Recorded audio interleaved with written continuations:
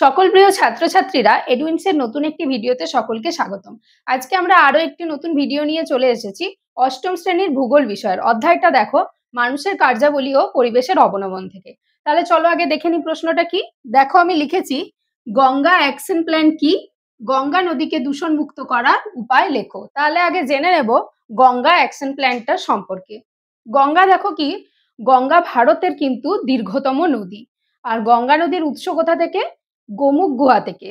গঙ্গোত্রী হিমবাহের গোমুখ গুহা থেকে গঙ্গা নদীর উৎসস্থল। তো দেখো, ভারতের প্রধান নদীগুলির মধ্যে গঙ্গা অন্যতম হওয়া সত্ত্বেও কিন্তু গঙ্গাতে দূষণ প্রতিনিয়ত বেড়ে চলেছে।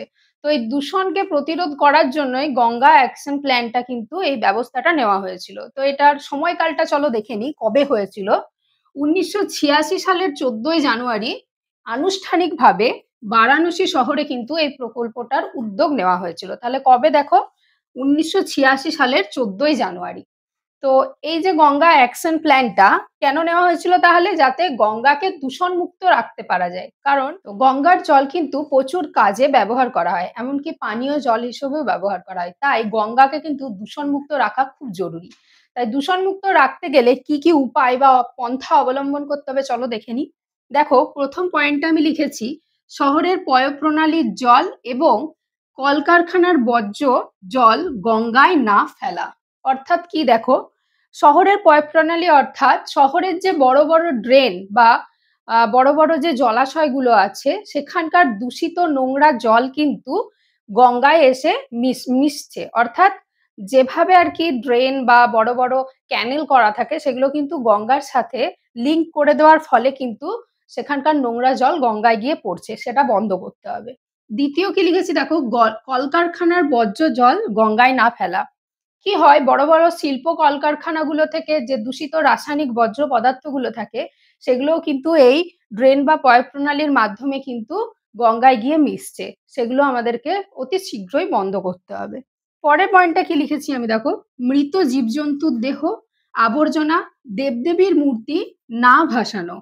আমরা কি জানি, প্রত্যেক বছর বড় বড় যে সমস্ত পুজোগুলো হয়, দুর্গাপুজো, কালী পুজো, এই সমস্ত সময়ে যে মূর্তিগুলি তৈরি হয়, সেগুলো কিন্তু আমরা আমাদের যে প্রাকৃতিক নিয়মে, অর্থাৎ এই সমস্ত দেবদেবীর মূর্তিগুলো আমরা রিচুয়াল অনুযায়ী কিন্তু গঙ্গায় গিয়ে ভাসিয়ে দিই। অর্থাৎ গঙ্গা তীরবর্তী এলাকার মানুষজন কিন্তু গঙ্গায় গিয়ে এগুলো বিসর্জন করে থাকে। তো এর ফলে কি হয়, সেখানে কিন্তু প্রচুর দূষিত পদার্থ গিয়ে মিশছে। কারণ এই দেবদেবীর মূর্তিগুলোতে কিন্তু অনেক সময় রং করার জন্য বা সজ্জিত করার জন্য যে সমস্ত কেমিক্যালগুলো ইউজ করা হয়, সেগুলো কিন্তু ওই জলে গিয়ে গলতে শুরু করে এবং মিশে যায়।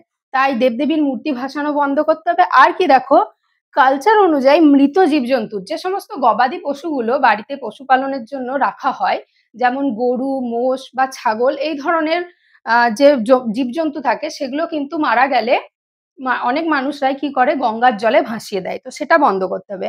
আর আবর্জনা, গঙ্গা তীরবর্তী এলাকায় যে সমস্ত বাড়ি ঘরগুলো থাকে, তারা অধিকাংশ সময় তাদের বাড়ির আবর্জনা, এমনকি জামা কাপড় কাচা, এগুলো কিন্তু বাসন ধোয়া সবকিছুই গঙ্গার জলে করে থাকি। এর ফলে কি হয়, যে ডিটারজেন্ট বা যে সাবান, সেগুলো কিন্তু গঙ্গার জলে মিশে গঙ্গার জলকে দূষিত করছে, সেগুলো বন্ধ করতে হবে।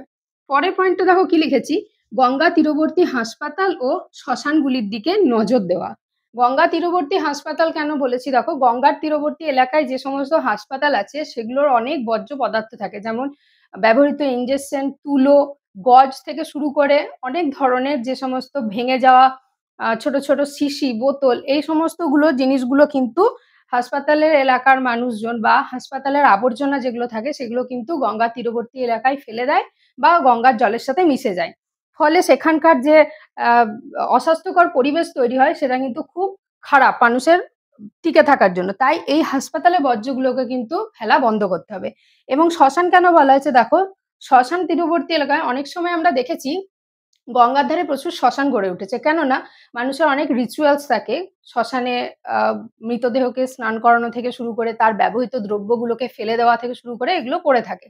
তো এইগুলো যাতে বন্ধ করতে হয়, সেদিকে নজর দিতে হবে। অর্থাৎ হাসপাতাল এবং শ্মশানগুলির দিকে বিশেষভাবে নজর দেওয়া খুব জরুরি।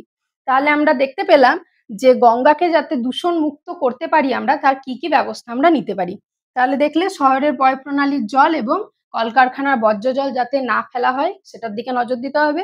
মৃত জীবজন্তু, আবর্জনা, দেবদেবীর মূর্তি ভাসানো বন্ধ করতে হবে।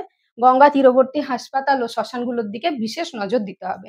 তো আজকের এই আলোচনাটার মাধ্যমে আমরা জেনে নিলাম গঙ্গা অ্যাকশন প্ল্যান কি আর গঙ্গাকে দূষণমুক্ত রাখার উপায়গুলো কি কি। তোমাদের ভিডিওটা কেমন লাগলো অবশ্যই জানাবে, আর এই অধ্যায় থেকে যদি কোনো প্রশ্ন থেকে থাকে তাহলে কমেন্টের মাধ্যমে জানাবে। তার আলোচনা নিয়ে পরের ভিডিওতে আসবো। আর এরকম শিক্ষামূলক ভিডিও পেতে আমাদের ইউটিউব চ্যানেল এডুইন্সকে সাবস্ক্রাইব করো, ফেসবুক পেজ এডুইন্সের সাথে থাকো, লাইক, কমেন্ট, শেয়ার আর ফলো করো। ধন্যবাদ।